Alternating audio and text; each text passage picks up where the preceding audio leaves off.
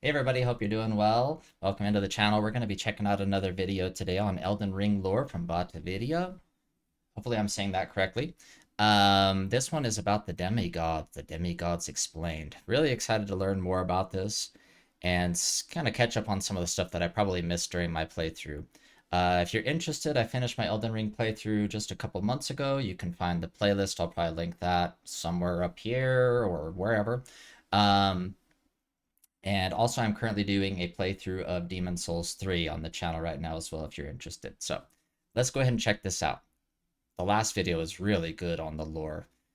Be sure, if you have not already, if this is your first time seeing this video, go to their channel, subscribe there, follow them, like their videos, show them all the love and support for the time and effort they put into these. Let's go. The demigods are each and all the direct offspring of Queen Marika. There was Godwyn, Morgott, Mohg, Radahn, Rykard, Ranni, Miquella, and Malenia, Blade of Miquella. Malenia, Blade of Miquella. Malenia, Blade of Miquella. And Malenia, not again. All of these demigods had fallen from grace by the time the shattering occurred. But in this video, I want to mostly talk about the origins of these characters, who these demigods were before the Look at fall. that art. And some of these demigods fell a long way indeed. Before he became this unsightly mess, Godwyn the Golden was quite the heroic figure. He was born of the promising union between Lord Godfrey and Queen Marika, and he achieved great renown for his bravery in one of their wars at least, the War of the Ancient Dragons. This war began that's why when there's a dragon there. a great ancient dragon, rained calamity down upon Leyndell, marking the only time in historical record that Leyndell's walls had fallen. It's not clear why Grandsax first attacked, but fortifying themselves against lightning, the Knights of the Erdtree weathered his assault and Grandsax was defeated. However, this was only the beginning, and a bitter war against the ancient dragons was to follow. During this war, the Erdtree Sentinels had an epiphany that the only way to truly protect the Erdtree was to become dragons themselves. And so, despoiling the corpses of their foes, the grotesque Sentinels served the Erdtree, but fought with the claws of the enemy instead. In the end, the ancient dragons were routed once again. In a graveyard of swords by the Stormcaller Church, the end of the war is commemorated. Here, we learn that during battle, Godwyn the Golden defeated Fortisax, called the mightiest dragon of them all. However, he did not kill Fortisax. Instead, he befriended him. And it was in this act that the powers of the ancient dragons truly became a part of Leyndell. After all, only those loved by dragons can survive the ordeal of cladding their bodies in lightning. So, from an unlikely friendship, an ancient dragon cult was born in the capital city, and the Knights of Leyndell learned to worship the dragons and wield their lightning. Lanciax, sister of Fortisax, even took human form to better Wait, so like their enemies, they eventually came to idolize or worship? to commune Am I with the understanding knights. that correct? It was officially decided that the worship of the ancient dragons did not conflict with belief in the Erdtree, and it was all thanks to Godwyn, commander of the dragon's golden lightning, and a true child of the golden lineage. Gosh, this But is now, making me want let's to go talk back and about play Elden Ring Morgott again. and Mohg, the Omen twins, who were also born of Godfrey and Marika's golden lineage. First, what is an omen? Well, to put it simply, an omen is an accursed child the blood seen as one? impure, as they are born with horns on the body and face. When this happens, the correct thing to do, culturally at least, is to cut off the horns of the omen, an act which usually causes them to perish. It's pretty messed up, but some omen do survive this process, and some omen are even given a cleaver, crafted specifically for them and awarded as a tool of war, although these weapons are bestowed with a readiness to take them away. We find one such omen in an Erdtree camp upon the Altus Plateau. Before you fight it, you might have noticed another omen nearby, writhing in its sleep. It's said that omens see evil spirits in their nightmares, and I think this omen is dreaming, haunted by the vengeful spirits of its accursed kin. This brings us to the Omen Killers, who are horrifying butchers of twisted conscience. They wear these horned masks that make a mockery of the omen's nightmares, and these butchers hunt the omen and amputate their horns. The first omen killer was named Rollo, a famous perfumer who had to imbibe a physic to rid himself of emotion so that he could better perform I wonder if his the masks are tasks. made out of the horns Remember, that they it seems many omen have their horns chop off, excised when they're very young. That's definitely Oh. disturbing enough to warrant an emotion-killing physic in my book.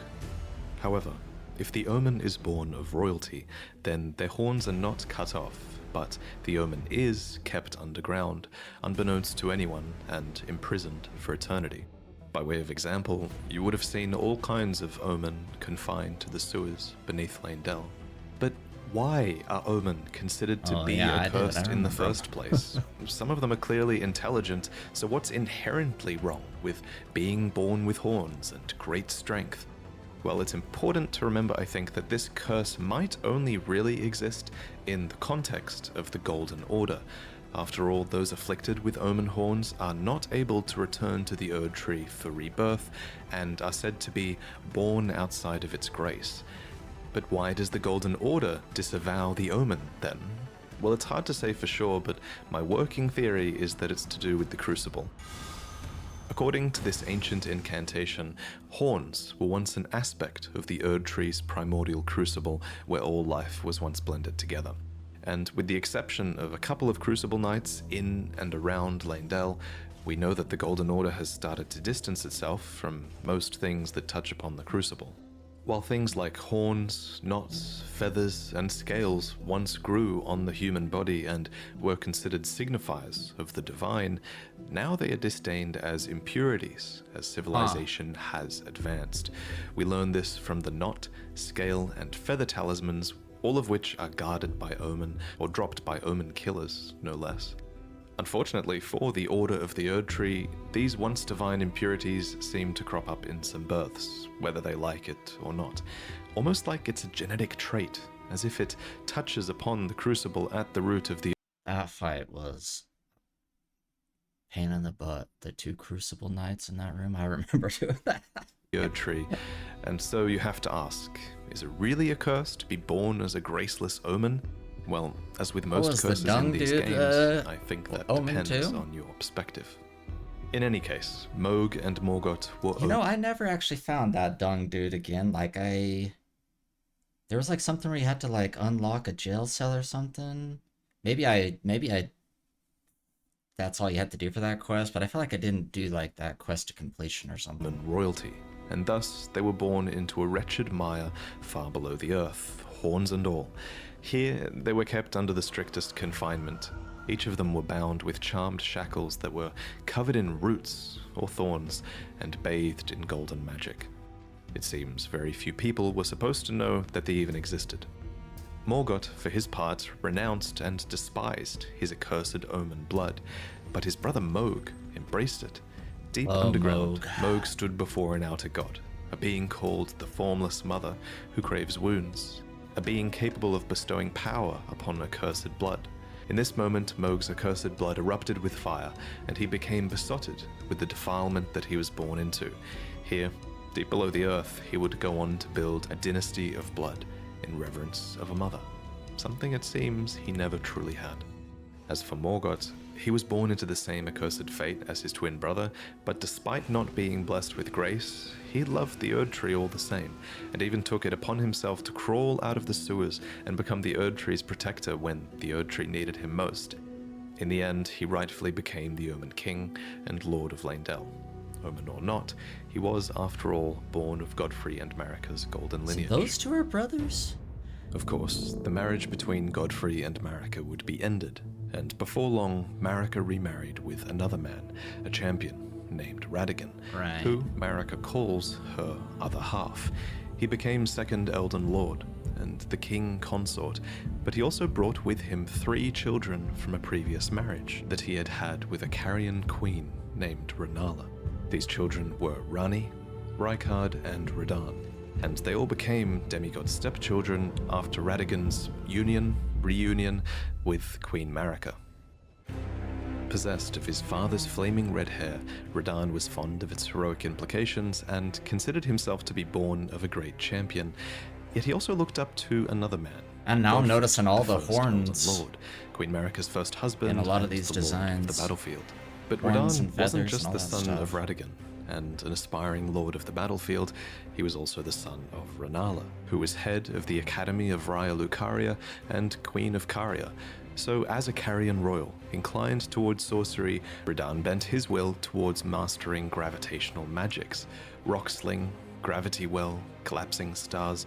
These techniques were taught to him in Sellia, the town of sorcery, all so he would never have to abandon his beloved but scrawny steed.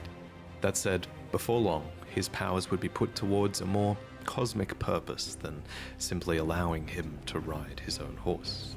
It's Radahn was cool. taught gravitational magic by an alabaster lord, a member of a race of ancients with skin of stone who was said to have risen to life when a meteor struck long ago.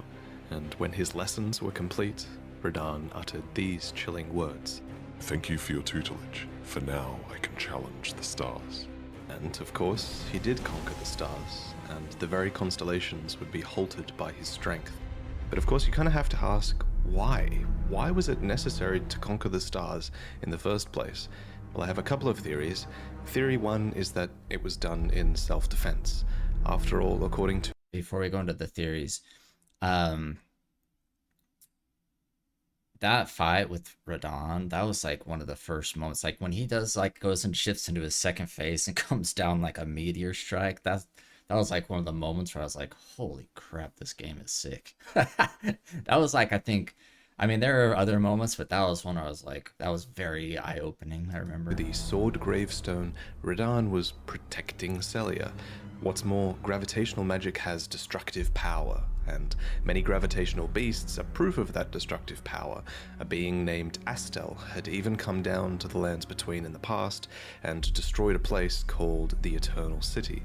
What's more, Sellians are descendants of the Eternal, positioned right above the Eternal City underground, so there is an argument to be made for Radahn purely defending Sellia for some reason here. But it's possible for Radahn to have fought in this conflict and to have made the first move as well. So this is theory 2, that Radahn conquered the stars as a preventative measure in service to the greater will. According to a set of astrologer items, the night sky cradles fate. There's even a banished sect of people called the Nox, who live deep below the earth in eternal anticipation of the coming age of stars and their Lord of Night. Long ago, these people invoked the ire of the greater will, so it would make sense that those in service to the greater will might have sought to arrest the stars and put an end to this fate. What's Tiny more, brain is trying to Radahn was just comprehend a all huge this. fanboy of Godfrey, and he seems to have more loyalty to the Erd Tree than to the moon. Finally, the telescope item description says that the fate once writ in the night skies had been fettered by the Golden Order, so surely this is referencing Radahn's actions, and it levels the blame at the Golden Order. But putting Radahn's motivations aside, it's a fact that the stars were held back, and that this had great consequences for many, especially for the rest of his Carian royal family. Let me explain. The fate of the Carian royal family is guided by the stars, as is the fate of Lady Ranni, first heir in the Carian royal line. But General Radahn is the conqueror of the stars, who stood up to the swirling constellations, halting their movement in a smashing victory. And so, if General Radahn were defeated, the stars would once again resume their movement, as would Lady Ranni's destiny. Lunar Princess Ranni was the daughter of Radagon Hey, and Ranni. Rennala, and sister to Radahn. Interestingly, if you look at her true body atop the Divine Tower, it looks like she might have also inherited the red hair of Radagon. Oh. Cool detail. But unlike her brother, Radahn, she quite clearly took after her mother more, who was Rennala, head of the Carian royal family. The House of Caria has this storied history, one that seems to go way back to the astrologers. And a In the lot of Carian giant map, hand we find enemies. one of their treasures, the Sword of Night and Flame. It reads, Astrologers who preceded the sorcerers established themselves in mountaintops that nearly touched the sky and considered the fire giants their neighbors. Rennala herself was an astrologer, always chasing the stars in her youth. Then she met the full moon, and in time, the astrologer became a queen, establishing the House of Caria as royalty. Caria appears to have a matriarchal hierarchy, with multiple princesses and Carian knights that serve as their retainers. Now, however, there is only one princess, Ranni, daughter of Rennala.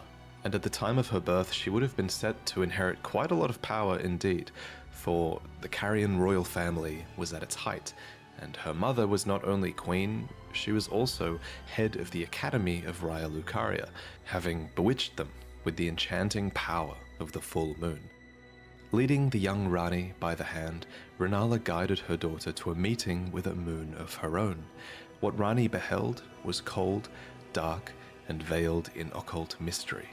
A dark moon, a sort of twin to Rennala's own full moon. You can even see both of these hanging in the sky if you stargaze from the heights of the Moonlight Plateau.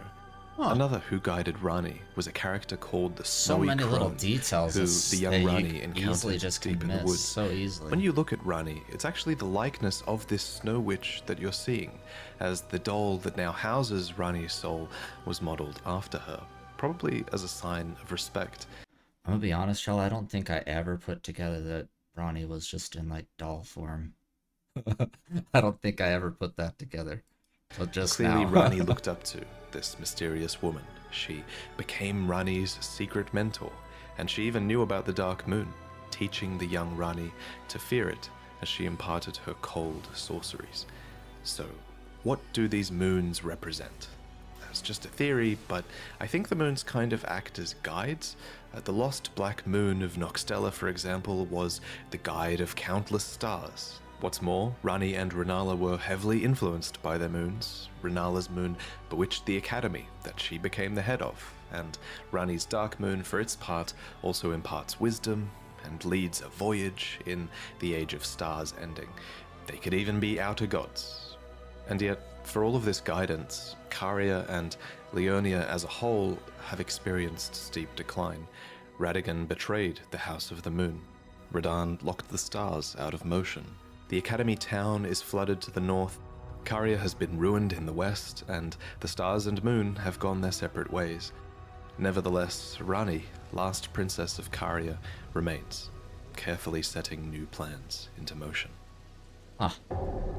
Sibling to Ranni and Radahn was a man named Rykard, who was lord of the Volcano Manor. This is the snake There is dude, evidence right? that Rykard Giant was friendly snake. with his siblings. He conspired with his sister Ranni later on, and there's even a portrait of Radahn hung in the Volcano Manor, as well as a portrait of Rykard himself before the fall. Item descriptions mark Rykard as stern, ambitious, heroic, and blasphemous. A part of this blasphemy was opposing the Erdtree, which actually drew many knights to his banner, for Rykard believed in taking by force, just as the gods did, and clearly many believed that he would usher in a new age. The armor set of the Gelmir Knights reveals to us what were once very loyal soldiers. The crest of red feathers are there to symbolize Rykard's pedigree as Lord Radagon's son, and the emblem upon their chest piece represents a lord who had lofty ambitions. However, as Rykard delved into the ancient secrets of Mount Gelmir, he came across the immortal Great Serpent, an ancient deity that aligned with Rykard's ambitions. And so, Rykard fed himself to the Great Serpent so that he might devour, grow, and That live fight eternally. is so wild. Alas, this was too much for his knights, and they believed that their master's heroic ambitions had degenerated into mere greed. So they searched desperately for a weapon with which they might halt their lord, and they found it too. The immortal serpent had lived for a long time, and so there was also a weapon to kill it that had been designed long ago as well, a serpent hunter. But it was too late.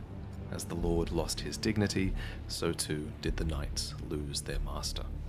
Not that it bothered So cool Rykard. seeing some of these, like, Oh, we can devour designs like up close and like slow, like because when you see him in game, you're just Next, like we trying need not to to discuss die. Malenia and Miquella. These two were twins you don't pay as they were attention. born. No, Rykard, please. Anyway, as you know, Radagon's marriage with Rennala did not last. Afterwards, he returned to the Golden Order and became Queen Marika's consort. But what I haven't yet mentioned is that, together, they were blessed with 2 demigod children, the so-called twin prodigies. Now, in the last lore video, I briefly proposed that these 2 twins were born after the Shattering, after Radahn and Marika had merged together to become a single god. However, I've since changed my mind. I think Malenia and Miquella were clearly born before the Shattering. There's just so much proof that these 2 twins were a force that were influencing the world long before the Shattering took place. Anyway, both of these twins were born afflicted. Specifically, in the Japanese text, it's said that their births were vulnerable. Miquella was born afflicted with eternal youth, and Malenia, for her part, was vulnerable to rot. Interestingly, Malenia's scarlet rot is actually an outer god. This outer god, like many others in the game, seems to have an order that is able to be imposed upon the world via an Empyrean vessel, and Malenia was that vessel. And while the scarlet rot is pretty terrible, you can sort of argue that it's got a beauty to it. According to Gowry, the order of rot is resplendent. It's a cycle of death and rebirth. Kind of like the lotus flower, which is a flower that blooms anew, beautiful and fresh from mud. I actually have art of this flower hanging in my home. I always love the symbol of it. I actually have lots of art hanging now, and I'm going to talk about all of this artwork that you can buy at the end of the video. Anyway, so Malenia the Empyrean was vulnerable to and afflicted by the scarlet rot. There was said to be no cure to this, and while fire and consecration seemed to be somewhat effective at warding it off, Malenia would slowly lose her physical self to the rot. Interestingly, old legends of the scarlet rot have persisted in the world for generations, and we learn more about the rot god from the Blue Dancer charm. The dancer in blue represents a fairy who, in legend, bestowed a flowing sword upon a blind swordsman. Blade in hand, the swordsman sealed away an ancient god, a god that was rot itself. Specifically, this god was long ago sealed away in the stagnant water that is downstream of the Ainsel River underground. They could easily make a movie off wherever of all rot this appears, lore. The kindred of rot appear as well. Or These are series pests or and something. servants of the rot. And now, in the current age, these Oh, are I hate servants those that have been enemies. forsaken by Malenia, who is their new goddess. So, this blind swordsman with the flowing curved sword actually went on to become Malenia's mentor. So technically it's him that we have to blame for this goddamn attack. The prosthesis wearer heirloom tells us more. A talisman engraved with a scene from a heroic tale. Though born into the accursed rot, when the young girl encountered her mentor and his flowing blade, she gained wings of unparalleled strength. Malenia's ridiculous attack is called the Waterfowl Dance, and aesthetically it makes sense that, flowing waters would counter the effects of rot, for just as still waters turn... What's funny is like when I fought the very first attempt on that fight, I actually think I like somehow rolled and dodged like that and didn't get hit the first time. Like somehow I avoided it, and then like on the preceding like 200 attempts, I got hit like every time. Foul, stagnation turns to decay. Thus, warriors must remain ever drifting. And indeed, Malenia does resist the call of the rot. There's a lot of evidence that she's not really a willing vessel, but through sheer will and sense of self, she resists the rot. And only when she is truly pressed in battle will she abandon this will and bloom into the goddess within. Malenia's first bloom was during her fight against Radahn, and releasing her scarlet rot was a last-ditch effort that would forever taint the land of Caelid and cripple Radahn. So, whatever she was fighting for in this fight against Radahn, somehow it was worth this terrible act. Yeah, I was about to say, why were they In fighting general in the terms, first at least, place? it's clear that Malenia was fighting for her brother. Apart from the times where she relapses into being the goddess of rot, she is known as the Blade of Miquella. She actually goes to great lengths to tell you this. I don't know if you heard. Despite being the toughest boss in From Software history, Yeah. she's actually fighting for his right to godhood, not her own. In Malenia's own words, her brother Miquella possesses the wisdom, the allure of a god. He is the most fearsome Empyrean of all. For his part, Miquella did a lot to earn his sister's dedication, not the least of which was inspiring her armor and a prosthetic of unalloyed gold. And it's not just his sister that loved Miquella, many people did. The Bewitching Branch is an item that you can use to turn enemies into temporary allies, and it reads, "Indeed, he has learned very that's well cool. how to I don't know if I compel ever found such that. affection."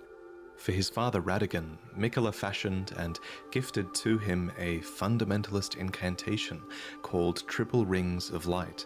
Radahn then returns the favor, gifting back an incantation called Radahgan's Rings of Light. These interactions show some of Miquella's positive connections with his father and also Golden Order fundamentalism. And yet, the young Miquella abandoned fundamentalism, for it could do nothing to treat Malenia's accursed rot. This was the beginning of unalloyed gold. So, what is unalloyed gold? Well, an alloy is a composition of metals, so unalloyed gold is pure gold, essentially, with no external mixtures. This gold apparently can ward away the meddling of outer gods, and so Miquella bent a lot of his efforts towards creating an unalloyed gold needle. Specifically, this needle was crafted for his sister, to ward off the rot god and forestall the effects of the incurable rotting sickness. We see the bond between the siblings as well when we visit Miquella's Haligtree. We see a statue of a one-armed woman embracing a child, Miquella. In this place, we see the biggest example of Miquella's benevolence, the Haligtree, and the society that was built into the brace that supports it. This was a promised land, seen as a salvation to many who were shunned or persecuted, provided that they can actually find the path here, of course. And like many other Empyreans, Miquella seems to have had the will within them to create a new order, and his is an order that's somewhat modeled on the ones that came before it. The biggest thing is that the Haligtree is clearly inspired by the Erdtree. But the difference is that Miquella's Haligtree is said to be accepting of all, even those the Erdtree shuns. Miquella himself was once embedded inside of the Haligtree, and he watered it with his very own blood since it was a mere sapling. Tragically, however, he was ripped out of this womb during the shattering, and his Haligtree ultimately failed to grow into an Erdtree, becoming a misshapen husk instead. But that's the story for another day. There's also a ton of cut content to do with Miquella, and he's one of the most mysterious demigods, who I'm sure we'll learn about more later. But there is one more thing Was that I Miquella want the to one mention. that was like so I get all the names mixed up. Is that who was like always being mentioned in the DLC in Shadow of the Erdtree? I think it was, but I might be mixing names up. Before I go, it's kind of one theory I had during the making of this video. So Miquella and Malenia each have their own butterflies. Malenia's is the Aeonian butterfly, which inhabit the swamp of Aeonia and are rumored to come from the wings of the rot goddess herself. And I think it's fair to say that Miquella's butterfly is the nascent butterfly, which appears as if it's just emerged from its cocoon for its entire life. This is a reference to Miquella's eternal youth and his cocoon in the Haligtree. But there is, of course, a third butterfly, right? There's the smoldering butterfly. It's said to be an eternally burning butterfly that serves as kindling. Now bear with me, but it's my theory that this butterfly is a reference to Malenia, who the Blade of Calling calls the kindling maiden and the one who walks alongside flame. This might suggest that Malenia is a sibling to Malenia and Miquella. Again, that's just a theory, but what I really want to talk about here is that, at the very least, Malenia is almost certainly the daughter of Marika. We learned this a long time ago from looking at her name in the game's files, and we can further infer it from her dialogue, as she has a few lines that refer to mothers and one that says that she was born inside the Erdtree. So her being the daughter of Marika is also just a theory, but this one is much more concrete than the butterfly one. Although the reason I like the butterfly theory is that it gives us a hint as to who Melena's parents might have been. Her parents would have been Radahn and Marika, which is to say Marika herself alone, I guess, because Radahn is Marika. Honestly, Malenia as a character has only become more mysterious since the game was released, and I'm really only scratching the surface with this theory. But speaking of times before Elden Ring was released, back then, a long time ago, I commissioned this piece from a renowned artist named Marco, and now I'm so excited to reveal it for the first time. This storybook scene is heavily inspired by the early looks we had at Elden Ring, with a red-haired protagonist, spirit companions, a mount that looks like Yakul and a bit like Torrent, and a few other hidden details in the piece. This piece and all of my other prints are now available over at Spring, where you can actually buy them fully framed and ready to hang. They actually ship with a beautiful frame. The frame itself is a nice... Those are cool. If I had any money, I would look into that. Okay. There's a lot to take in, y'all. A lot to take in. I was trying not to talk too much during this because I just wanted to try and absorb a little bit. I'm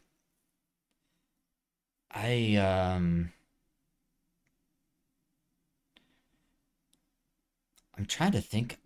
That piece at the very end there, like, I never even thought about her as possibly being like one of the demigods. I feel like I never truly understood exactly who she was, and maybe we're not supposed to.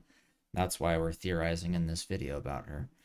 I'm curious to know which one of the demigods y'all think is the coolest, or which one is your favorite. I think they all have some really cool, unique things about them, but like, yeah, it's this game is so crazy, man. Every time I watch one of these videos, it makes me want to like go back and just like hit a new game and just I wish I could experience it all over again now, just from scratch, like without knowing anything, you know. That's why I think early on in my playthrough, people were like talking about like, oh man, you're so lucky to be experiencing this blind and all this stuff.